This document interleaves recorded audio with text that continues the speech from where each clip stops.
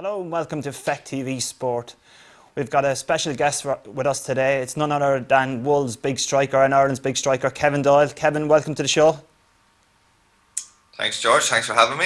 It's great to have you. Well, Kevin, Yeah, it's good to be here. I'm not that big, by the way. Your head looks big. Yeah. Hey. Kevin, how are things going this season? Wolves a bit patchy at the minute. To say the least, yeah. Very patchy. We started the season very well. Had a run of, I think, 8 or 9 games without getting anything. We won our last 2. We got beat on Saturday away to Middlesbrough, which was pretty unjust, to be fair. We actually played very well, and referee gave a penalty against us in the last minute, which was never a penalty, but it's the way it goes. But it's time to jump. We need to get on a run. It's time to jump ship, Win a lot of Kev. games to get ourselves moving. Just jump ship. Yeah. You don't need to be there.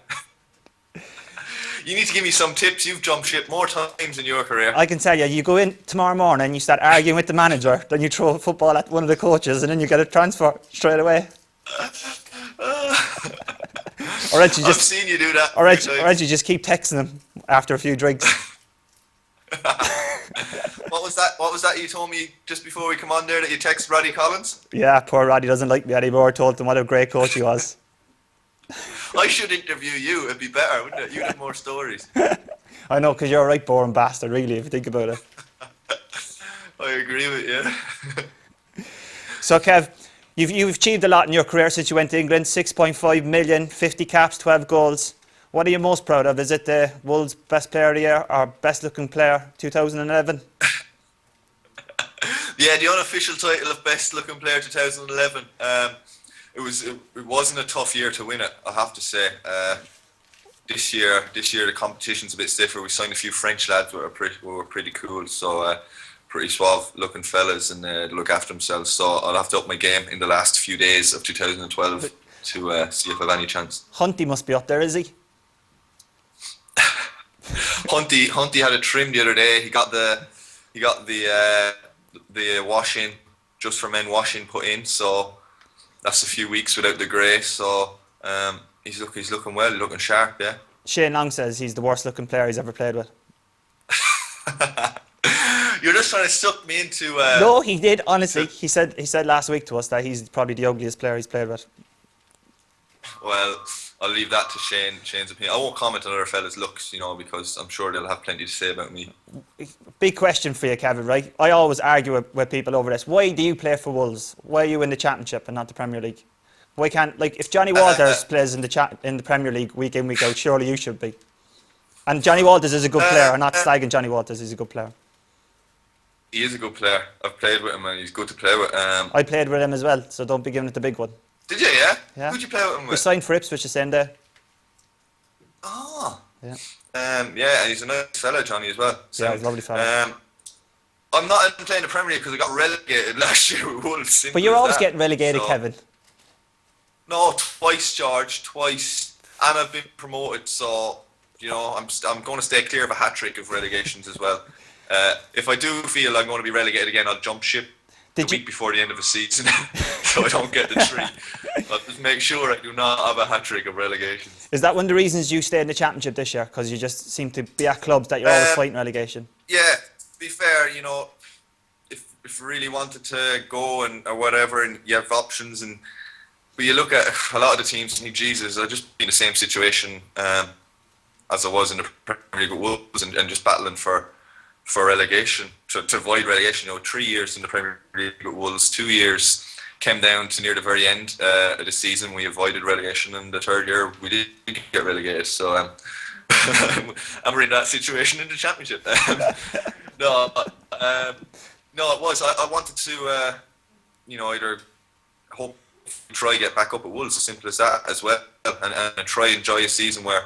We haven't been fantastic this season, definitely far from it, but we've had a chance in every game. It felt, the games we could win every game. You weren't just going out into a game and hoping to nick a 0-0 or hoping to scrap a result against a team who is probably superior to you, which, you're playing the top teams, the top 7 or 8 in the Premier League. It's you have to play, every player has to play to the best of their ability, and you need them to have an off day to get a result, and it gets a bit unenjoyable, to be honest with you. that sort of football after a few years. Do you not think you're selling yourself short, Kevin? Like, you've captained Ireland twice. You know, you played in the Euros. You're a very experienced player now. Do you think maybe you're underselling yourself, that you're always at those things, that you can't step up to another level? Like, why can't you finish off playing some Champions League? I don't know. I don't know. It's not. It's up to. It's not me. I don't sign me. As other managers, I've had chances to go to some big clubs, and for whatever reason, it hasn't worked out, and it's as simple as that.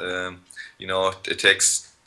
You know, just because someone might want to sign you doesn't mean you end up there. So it's just the way it is. I get on with it. I won't cry about it. Luckily I get very well paid to play football. That's a question that everyone asks me, Kevin, where people that write into the show ask me to ask the Premiership players and yourself. Do you deserve the money you get? Do we deserve it? I don't know. I feel I deserve every penny. I'll take every penny that's given to me while I'm playing, because it's only going to last for another, I don't know how many years, and I'll be about 40 years, 50 years retired, and you know, when I'm 50 years of age, it'll seem like a long time since I earned lots of money playing in England, playing football. But you know, who deserves it and who doesn't deserve it, that's more for life than just footballers. I think that's, you know, every walk of life, who should get paid more and who shouldn't, and that's more of a political thing than just footballers, I think. Do you think it's because of the intrusion in your lives that you deserve to get paid so well? Because people are always trying to get stories about you. The intrusion is more you know, you can bring intrusion on yourself and you can avoid it. I'm not on things like Twitter or Facebook because you're asking for a load of crap, to be honest with you. I see that the stick lads get when they're on it, and I think I'm better off not being on there. And you know, you can do things to get yourself attention, or you can avoid it. And you know, it's simple. You know, you see the very top players, like everyone used the example of Paul Scholes. He's one of the best players that's played in the Premier League ever, and you know, just he doesn't get a word said of him. He doesn't have intrusion in his life. He just gets on with it because he's not. He doesn't put himself in situations to be, I suppose, intruded upon. So I feel like I'm listening to Pat Doyle the way you're talking to me now. What happened? What happened, you Doyle? He himself out there for intrusion. You're brainwashed. It's true. Do you not agree with me though? No, I do agree with you. I bet you're on. No, you know, no. You're definitely on Twitter. I can't take the abuse. If you were on Twitter, I'd go on it just to abuse you. Yeah, see, exactly. That's the reason I'm not on it. I just know because you definitely bite back and have a go back at me, like. You know what I did to Ronnie Collins? You don't want to start me, believe me. I know you going over the top as well. You 2-foot me in the head with some nasty comment that I just wouldn't be able to come back with. So, Kev, you started in the League of Ireland, right? For the League of Ireland fans, do you think you'll ever end up back there? I don't know. You never say never. I've always said that I'll sort of stop playing when I'm not wanted at a high level and just finish. I won't end up going sort of back down the leagues. But you just don't know, do you? I might just miss football and want to keep playing. And I really enjoyed League of Ireland. I played with you in the League of Ireland, and you know, I know I'm not trying to be cheesy, but it was pretty good then, wasn't it? It was pretty successful. We had a good time at Cork City, and the crowds and the playing in the European competitions. We seem to get massive support. Do you ever watch your goals in Cork City in Europe? Sorry? Do you ever watch your goals in Europe that you scored for Cork City? I have seen him back. Yeah, I've seen. There's a. Have you seen the person that put him? Did you ever see the final pass? There's a few assists. You owe me big style. I made you. In my last year though, you used to never pass me when I was first at Cork. That's because I was shit, probably. Yeah, I know you are shit when you came to Cork at the start. I was put on the wing for 2 years. I was like, who is this Wexford fella playing right wing?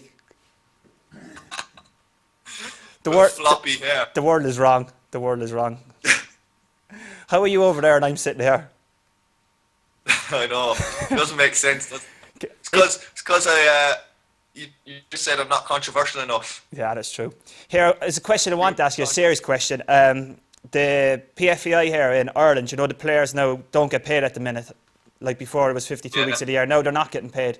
Since the clubs have been taken over by the fans, and they have done great jobs, but literally most of the players in the League of Ireland aren't getting paid now over Christmas. The PFAI don't do much here to help them.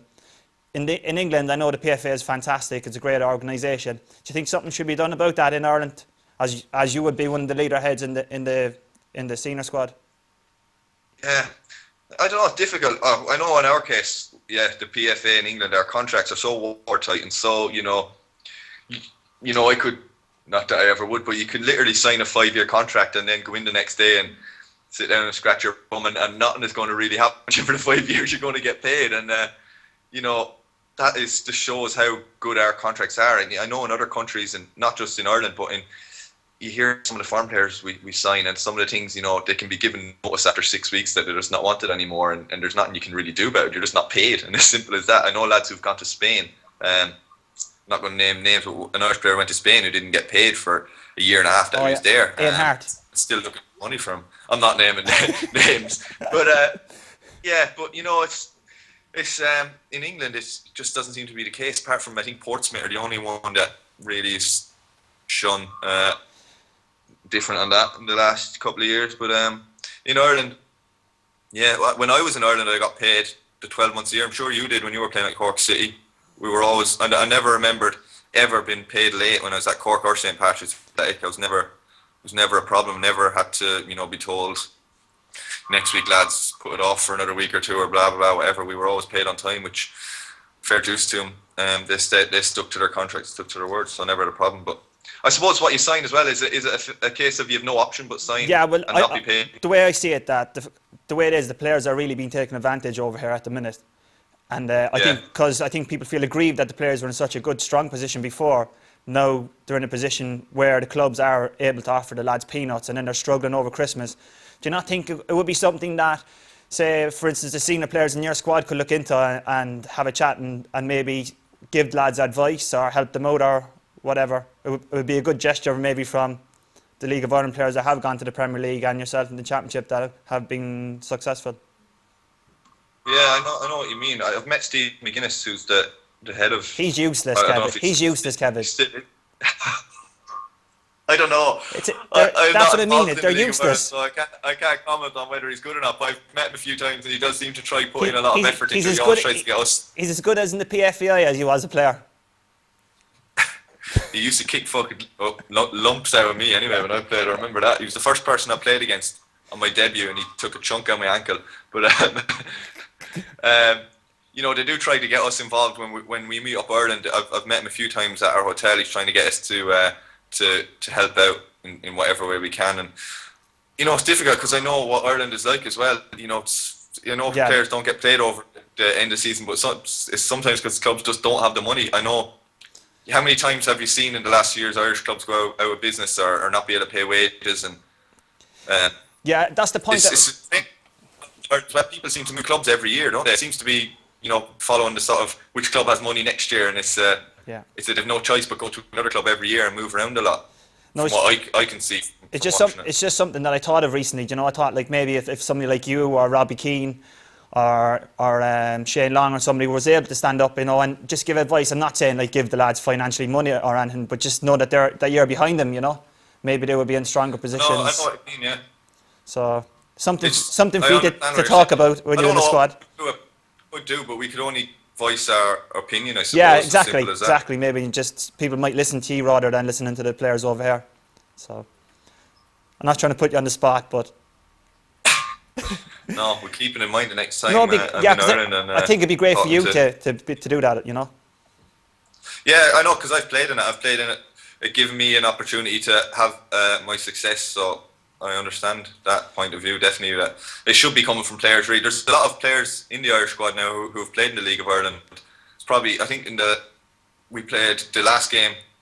You're saying I captained Ireland. The last game I captained Ireland, I think it was 6 or 7 lads who played in the League of Ireland in that squad, who were going to play in that game. So it's definitely, when I first got into the Irish senior squad, I was the only player who had a League of Ireland background. So it's definitely changing. Yeah, brilliant. While we're on the subject of Ireland and atrocious things, what about the Euros? Cheers, George. Yeah, thanks. 6 months now. It's starting to get it out of my head. Just relive it one more time for me, will you? What about the Euros? Did you just want to go home?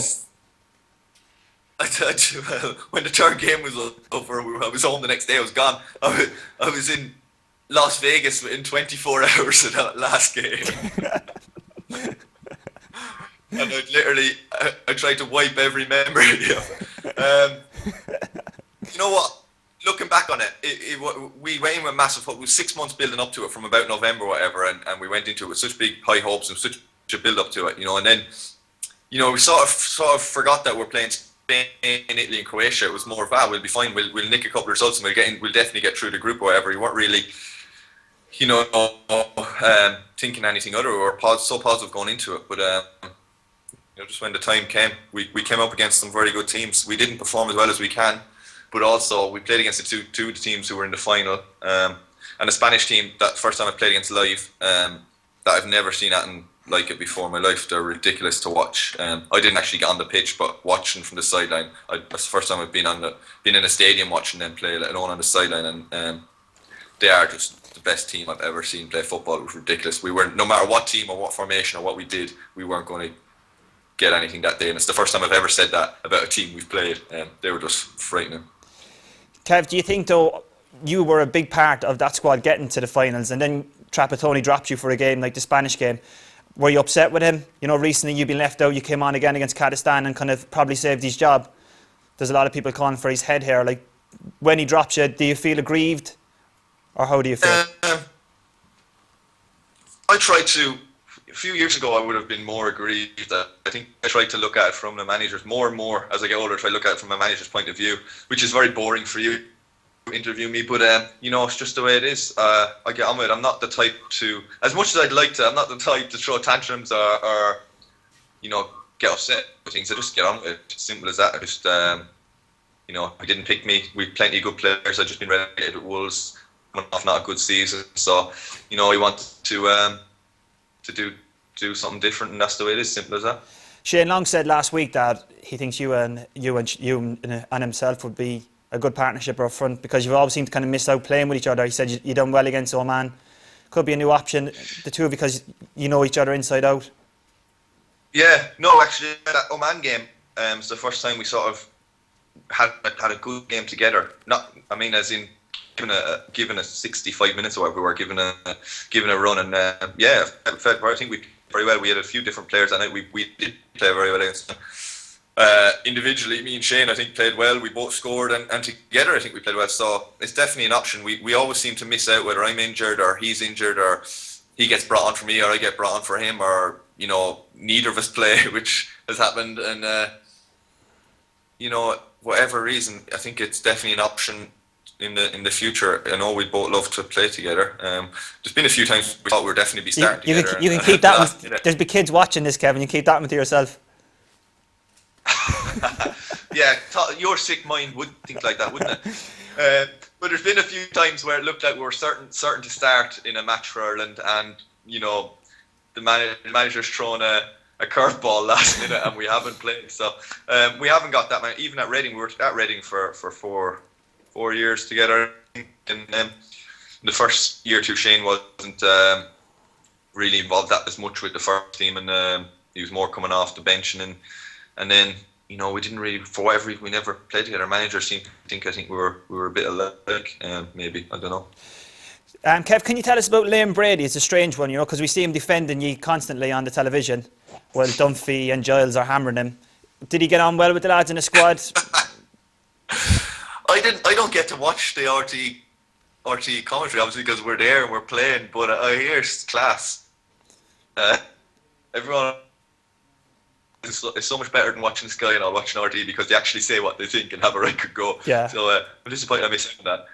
He was very good to have around, Liam Brady, actually. I never knew him before he was involved with Ireland, and obviously just from watching him play years ago and seeing him as a coach at Arsenal, I never actually really spoken to him or met him, and he was very good in the first years with Ireland.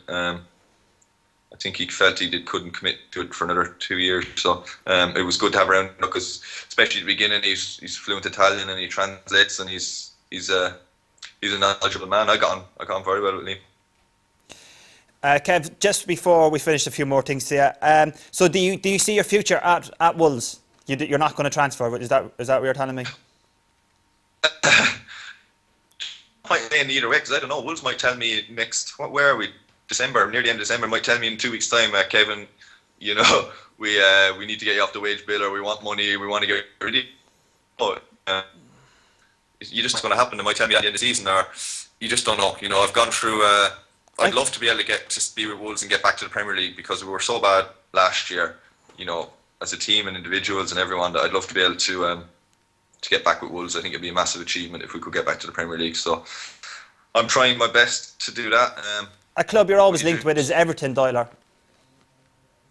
Yeah, they've made a few offers for me over the last year or two, so it's not worked out for whatever reason. I can't understand why you don't go somewhere like that. That's what the only complaint I would have about you and your career. They said that I think they've made inquiries, offers over the last couple of transfer windows, and it just didn't work out. Wolves wanted me to stay, and at the end of the day, that's the way it is. I signed a new contract with Wolves last year in the middle of the season, and you can't just sign a contract last year in the middle of the season and then 6 months later go, oh, by the way, now I'm off. You can. You can. If they wanted to sell me, fair enough. But if they don't want to sell you, you can do it, of course. But if they don't want to sell you, I'm not going to say, oh, but I'm not just going to try now. That's just the way it is. I got relegated with Wolves. I was here. I signed a contract with him. At the end of the day, you make your decisions and you go with that. And if Wolves don't want to sell me, I'll stay. I want to get promoted. Wolves. I do think it'd be a massive achievement if we could get promoted, even from the position we are now, especially. But to go down and to come back up, not many teams do it straight away. So I'd really like to be able to do that. Well, it's a Christmas time of year, Kev. Have you had any nice Christmas cards sent to the club or anything lately? Can I just say that George already knows the answer to this? Go on, Kev. Tell everyone your card. I got a Christmas card from a male. You can George, you can bleep the bad bits, right? Just skip over the bad bits, or just imagine what it is. Right. Will I? Right. I'll read it out. I took a picture to show my wife. Someone actually does like me, but unfortunately not in the kind of way I'd like. It's a bloke. This is a Christmas card I got today from a man somewhere in England. It starts with, "Happy Christmas, Kevin.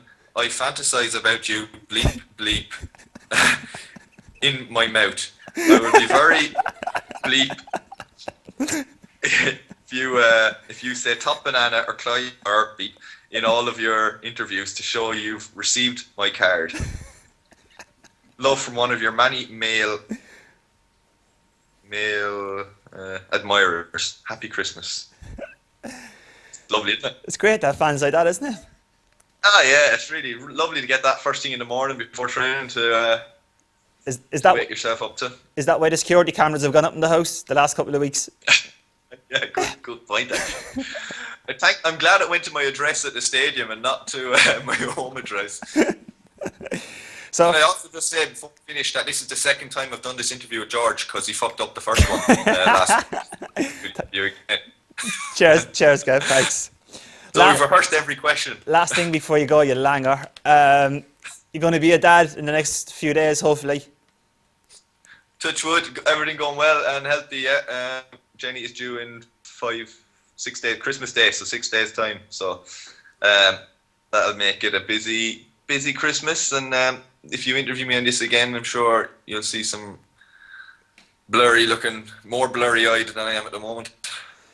But Kevin, I'd also take a time interviewing, and we just want to say thanks on behalf of everyone in Feck TV. We hope you have a fantastic Christmas, and we hope you get to meet your admirer in the next couple of weeks and have a good night out. Yeah, that'd be great, wouldn't it? I think I'll forward him your address, George. You always like that sort of thing. No, have a few numbers you could send him. Did you ever but did you ever play with anyone who was gay? Yourself and Liam Kearney gave a good go. We tried, didn't we? You had a little bit of bromance going on. We did try. Anything you want to... This is your only time you're going to get me live now. Anything you want to ask me before we go? Your chance to get me. Anything I want to ask you? How long do you reckon you've left in this job before they fire you? I'll say about another 20 minutes. You know what I want? You should have come on. You need to do a drunk interview. You need to come on absolutely langers. Kevin, you played with me loads of times, lagers. You know I'm better when I'm drunk. You did play better. Pat Doyle realised that after a few months, stopped trying to keep you in. The more George went out, the more we won. He stopped parking outside my house. Well, he used to come in and check my fridge. Did he really? Yes. Tell us more there. He'd be delighted you said that. Yeah, I can tell you. I can say this one. I remember one night playing with Cork, and I tore my hamstring. And I lived in a student house in Cork with a few mates. There was like 7 of us living in the house. So I got back on a Friday night after the game. I'm in the house. I ruptured my hamstring at bad, so I was on crutches or whatever to keep the weight off it. And I was just getting ready to go out down in Cork that night, which I shouldn't obviously been doing after playing a match. Stop giving it the professional one, Kev. Just tell us a story, fuck's sake. But yeah, anyway, I was going on a night out, getting ready. The lads were all already down in a pub called... What was that college pub? The Star. It's knocked down now. The Star, yes. They were all down there. I was just going down to meet him in the Star and knock on the door, go to the door. Pat rustles his way like, how are you, Kevin? Yeah, just going to bed? Yeah, just going to bed, Pat, whatever. Straight over to the fridge, opens the fridge, cans of beer, all sorts in there. Like, I'm like, oh, well, it's student house, not me, obviously. So, yeah, fucked him out quickly, changed my clothes, downtown, great night out. Met you, I'm sure, because you were a permanent fixture. I probably drove you home. In your convertible. Probably fit a 3 of you in and drove you home. Hairdresser's convertible. No, okay, no, I've got 2 kids though, man. Will you give me a break? Remember you had that hairdresser's car? You're going on to me about me and Liam Carney. You had that convertible hairdresser's car. You know the best story ever is when the policeman stopped you and you shit yourself for speeding and you took your belt off before you got to the window and then he tried to do you for having no belt on either. Yeah. How'd you know that story? I know all the guards in Cork. They tell me everything about you. Yeah, Jesus, yeah. I'm trying to remember where that happened. That did happen, all right. You were flying home to Wexford, after you just got back to Cork and you were flying back to Wexford. He stopped me. I was going to get out the car and walk back to him and I'd take my seatbelt off, but he come up to my window before I could get out and went to do me for having no seatbelt as well. Summed me up. So, Kev, all right, Kev, I think... I'm on my many trips back as possible. Right, anyway, George. You're the hardest man ever to get off an interview. Jesus, do you want to stay here on all day? We got it. We can live stream you from your house if you want. Let's do a 24-hour broadcast. All right, Kev. Well, either this or I gotta go. I've got to go. I've got to go see my kids. I've got Jenny downstairs. Can I stay here with you? We just chat for another 10 minutes, will we? All right, go on, get off. Thanks very much, Nice Doyle. talk, George. Good luck No over worries. the Christmas period. Thanks for everything.